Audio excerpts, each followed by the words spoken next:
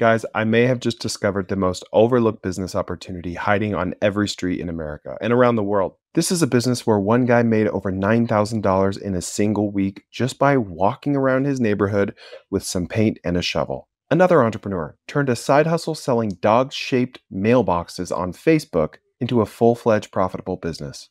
And this is a business that you could literally start with $100 and almost no skills. So let's break down exactly how 3 different individuals started and grew mailbox install and repair businesses. We're going to talk about their specific pricing strategies that generates 90+% gross profit margins, and a simple marketing hack that's landing HOA contracts worth tens of thousands of dollars. And if you've ever walked by a leaning, rusty old mailbox and thought, hey, someone needs to fix that, I'm going to show you how to turn that thought into money. And yes, right now I'm sitting in the bed of an Airbnb in Park City. I don't have all my fancy recording equipment, but the show must go on. And my goal with this piece of content today is to hold your attention whether or not you're ever interested in starting a mailbox install or repair business, because we're going to talk about some marketing principles that you could apply to anything. I don't know what I find so interesting about this industry, but I have been on the Google keyword tool, multiple different subreddits, random articles about dolphin mailboxes during COVID, and I just think there's really an untapped opportunity here. This business is one of those things where once you start seeing the world that way, you see broken mailboxes everywhere. I went on a walk through a neighborhood just the other week and I counted 14 mailboxes that needed fixing. 14! Now, if I were to knock all 14 of those doors, what do you think the chance is that I could close a handful of those jobs? Super high, because I know for a fact that they need that work done. It's a lot like the guy Cinco that I interviewed who has the line striping business. He has an insanely high close rate because every door he knocks is the owner of a business that has a parking lot with faded lines that need to be painted sometime or another. I like to call this fishing where you know the fish are. And neighborhoods like these are all over America. This is a multi-$100 million industry that's growing 10% per year. And most people have no idea it exists. And here's the thing. There's 160 million delivery points in America. And over time, all of these delivery points, aka mailboxes, break. They get rusted. They get ran over. And homeowners either don't know how to fix them because how often do you need to fix one, or they don't have the proper tools. I love to start tidal wave businesses, aka businesses that benefit from having a massive tidal wave or a tailwind behind them that just makes it easier to start in the first place. Here are the tidal waves in this industry. Number 1, mail theft. It's happening everywhere. And if you look at these stats, it's only getting worse. Porch pirates are a real thing, and people want their mail to be more secured than ever. Second tailwind, HOAs. HOAs are going crazy with uniform requirements. New developments want mailboxes to all look exactly the same, and one contract could be worth tens of thousands of dollars. And the third tidal wave, curb appeal. Thanks to HGTV and everyone trying to compete with the Joneses, we all want a better looking front yard, better landscaping, better mailbox. A beautiful custom mailbox is almost like jewelry for your house. It's the first thing people see when they drive by. E-commerce is exploding. We're spending more online than we ever have, so our mailboxes are getting used more than they ever have. So there's real opportunity here. If you look at the Google Trends data for mailbox install, up and to the right. And if you look at the Google Keyword Planner for the terms mailbox install and mailbox repair, you see that mailbox install has high competition, which isn't great, but mailbox repair has low competition and the exact same amount of search volume as mailbox install. So it seems that all the businesses operating in this space would rather install new mailboxes than repair them. That's where your opportunity comes in. Also, I really like the top of page bids for these terms. They're only like 90 cents to $1. But for something this high ticket, that's a pretty good price. I love going to Reddit to find gold on weird random niches like these. So this post is from the Handyman subreddit from over 2 years ago. And the original poster said, getting started /mailboxes? In my area, there seems to be a lot of mailboxes in bad shape. I feel like mailbox repair could be a nice little side gig. How would y'all go about getting started? So what I love about Reddit is a lot of times the original post isn't great, but the gold is always in the comments. Or I should say, if there's gold, it's going to be in the comments. Top comment says, I got 3 mailbox jobs by redoing my own and taking pics. Genius. I talk about doing this all the time. Do it for yourself first, just to document the process and to be your own case study. And then he said, I just posted in my own neighborhood Facebook group. Second comment says, dude, I did about 7 or 8 last summer, and I told my wife it's such easy money. I thought about printing a bunch of mailers and stuffing them in people's mailboxes around the neighborhood whose mailboxes looked rough. She shot me down, but I feel like that could actually work. And then the last comment, which was deleted, but we can still see it for some reason, he says, I did an entire neighborhood last year. I fixed, straightened, and painted a total of 23 mailbox stands. I charged $9K. I had it done in about a week. I had to replace 2 stands completely that held 6 mailboxes too. You can make really good money. And the crazy thing is about those 23 mailboxes for 9 grand, that all came from one Facebook post. Someone posted, he commented, then the HOA president called him, and he had a $9,000 job. All right, now look at this freaking guy right here. His name is David. He's up in Pennsylvania. During COVID, he got bored and he built a dog-shaped mailbox for himself. He posted about it in one Facebook group and he got millions of views. That one post launched his whole business. Now he makes and ships these dog-shaped mailboxes all over the world. So here's how this works. I make you free videos. I actually know what I'm talking about. I have no greasy sales pitch at the end. And if you implement what I talk about, you'll make a lot more money and have a better life. And all I ask for in return is that you hit the subscribe button and maybe even the notification bell just like that. Thank you. And the cool thing about these mailboxes is that David's not limited to geography. So based on that and based on what I saw in the Google keyword tool, I feel like you're going to have a much harder time being successful in this business if you only narrow yourself down to new installs in your own local area. I think if you're going to do new installs, you have to sell something unique or catchy and be able to ship it to anyone in the world. Otherwise, if you're going to go the local route, it seems that repairs are the way to go. And while we're talking about custom weird mailboxes, I found this woman in Arizona that makes these unique contemporary style mailboxes, and she sells them for $300 to $2,300 and ships them all over the world. All right, let's talk about the margins in this business. You go to Home Depot, you buy some concrete, a post, and a mailbox, some screws. You're going to be in it for about $100. But from what I'm seeing, using deep research, looking at Thumbtack and all these other hire a contractor websites, you can charge between $350 and $550 to install the thing. And it's going to take about 1 to 2 hours of your time. So after subtracting the materials, you're looking at between $100 and $200 per hour. And this is a very standardized service, which is one thing that I love about it. If you're just doing standard mailboxes, you can knock out 5 or 6 of those in a day. And what's stopping you from leaving a Bandit sign right in front of the mailbox that says something like, this brand new mailbox was brought to you by John's Mailbox Services or what have you? I kid you not. I have a friend that owns a tree trimming business and they get 100% of their jobs from Bandit signs. The more visual and outdoor home service, the more effective Bandit signs are. Now for a brick and stone or a masonry mailbox, people are expecting to pay between $800 and $1,600. Of course, it's going to take longer. You have to have more skills, but it's a more premium option. And some neighborhoods demand that homeowners have a brick mailbox. And honestly, if you were to get one of those augers with a motor on it, you could roll up to a job site and be out of there in 45 minutes. So now let's talk about a few different ways you can approach this business. I know I talk about this example a lot, but my friend Daniel has a pressure washing business and he gets almost all of his customers with the rock in the flyer in the bag approach. He gets a rock, he gets a flyer advertising his services, he puts it in a bag, he assembles them all in his basement with high schoolers, and he drives around to targeted neighborhoods. These are neighborhoods that he knows will want his service and throws the rock on the driveway. I talk about it all the time, but I just love it so much. He has a double-digit conversion rate with these. Why not do that only to homes that have a mailbox that needs repaired? How far would 100 flyers go? The first approach to this business is the handyman approach. This is dirty, it's sweaty, it's not easy. You're hands-on, you're doing it yourself, but it's a great way to get your foot in the door. You're going to target aging neighborhoods.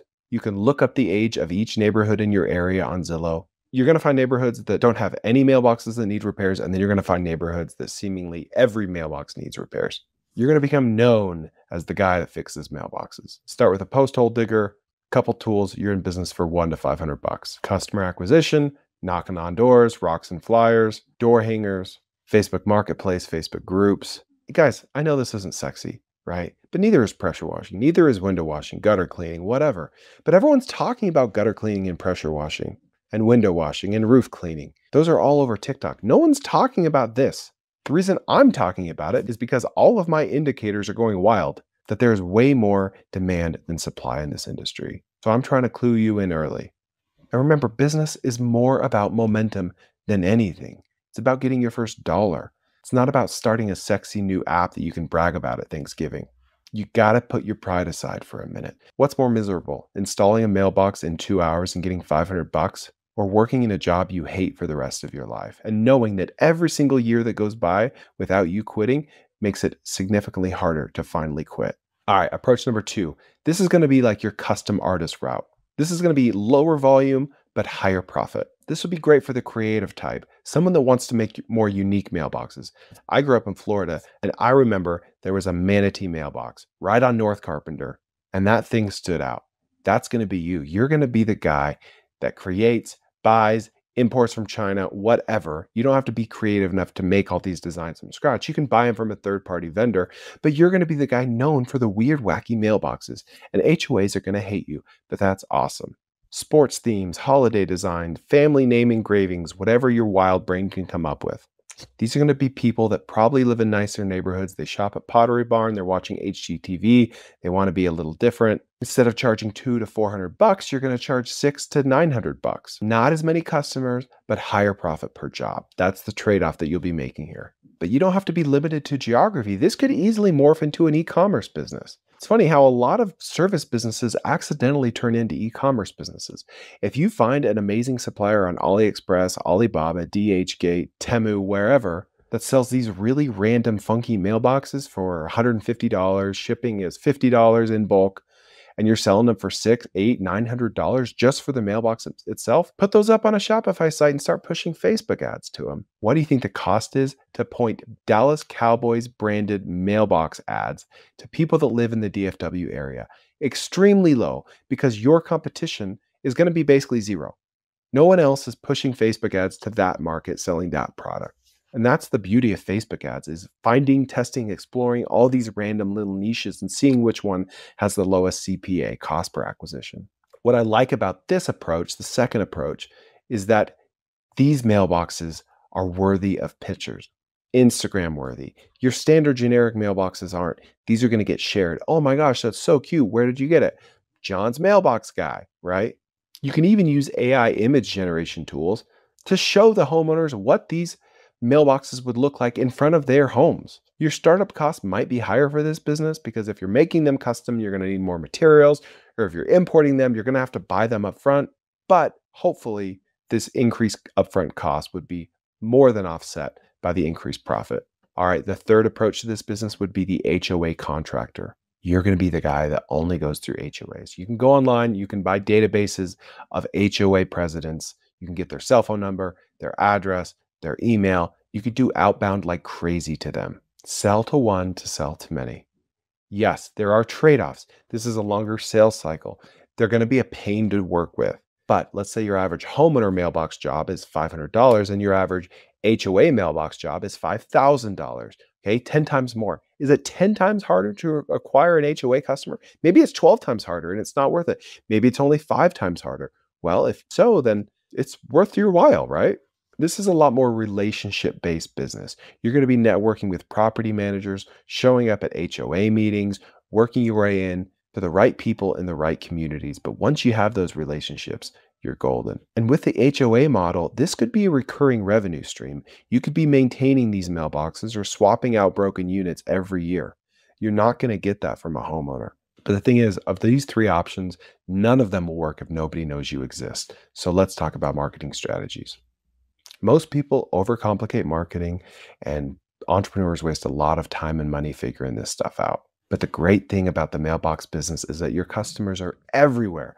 Every human being is a potential customer of yours. Now, that's true in a lot of businesses. If you sell a food product, every human being is a customer. But guess what? There's a lot of food brands out there. You have a lot of competition. When was the last time you went to a dinner party and asked the guy next to you, what do you do? And he said, oh, I fix mailboxes. Never. That's never happened to anyone. But it's going to happen to you. All right, hands down, the highest ROI marketing method that you can employ with this business is neighborhood Facebook groups and nextdoor.com. Period. End of story. It's not even close. There's even third-party tools out there. There's one called Devi that will monitor Facebook groups for you and notify you anytime something is posted that matches a keyword that you pre-submit. Now, Nextdoor and Facebook hate these tools, but who cares? Before and after pictures sell like crazy. And this is a perfect opportunity to use them. Remember that Reddit handyman that got the $9,000 job? That came from one Facebook reply, not his original post, just a reply to another post that he saw. When we talk about posting in Facebook groups, we're not talking about you just overtly shilling and selling to everyone in the group. We're talking about you kind of lurking in the shadows, waiting for someone else to post so you can jump on it as soon as possible.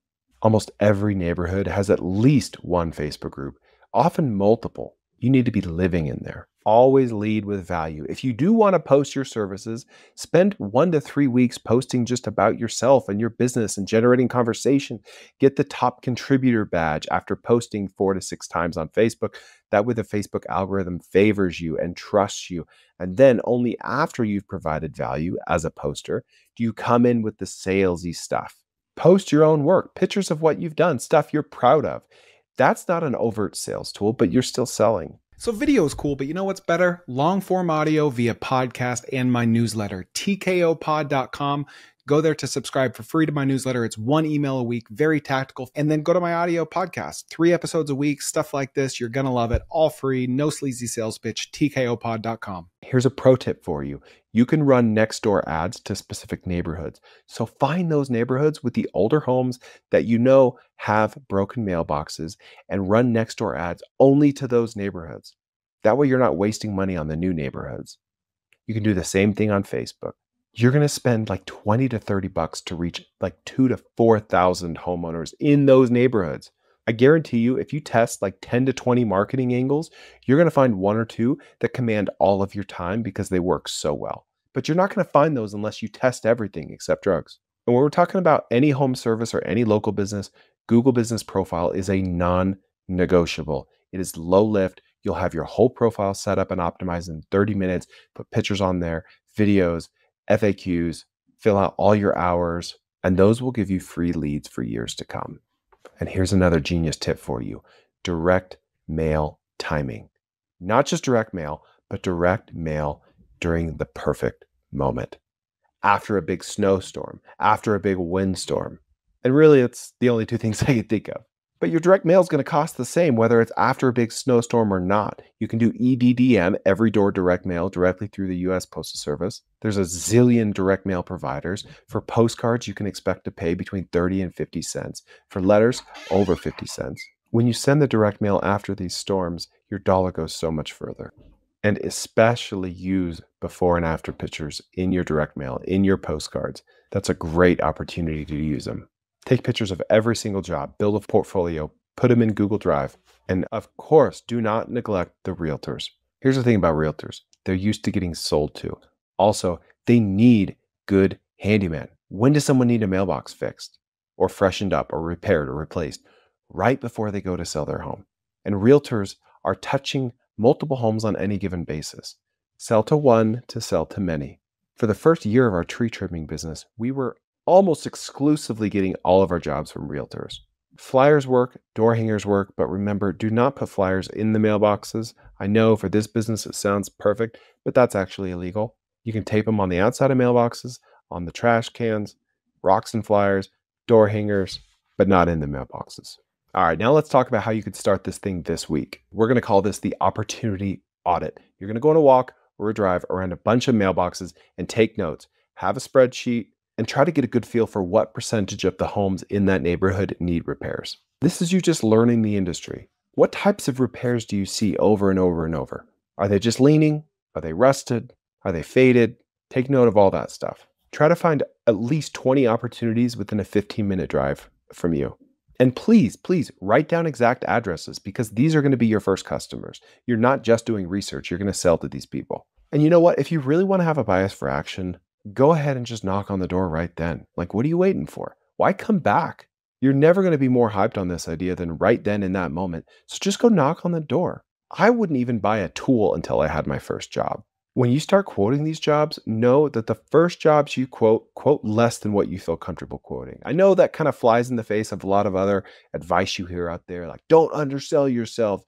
You're not charging enough. Like, listen, you just want to get some case studies. You want to get some 5-star reviews. You want to get some traction. Traction and momentum are more important than anything at this stage, really at any stage. So if your costs are $100, you want to eventually charge $400 on average, charge $200, right?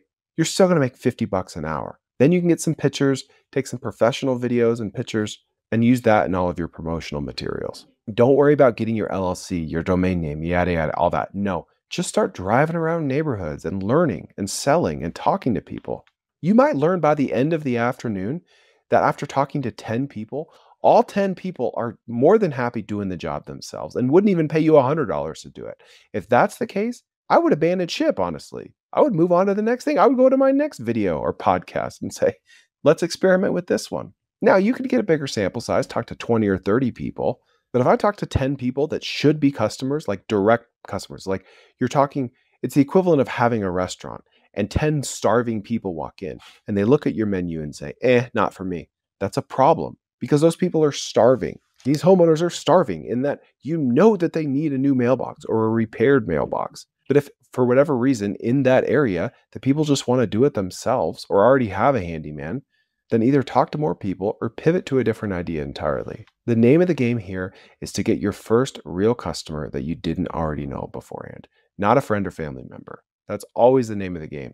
And that is the best feeling in the world. All right, now how do you scale once this business starts working?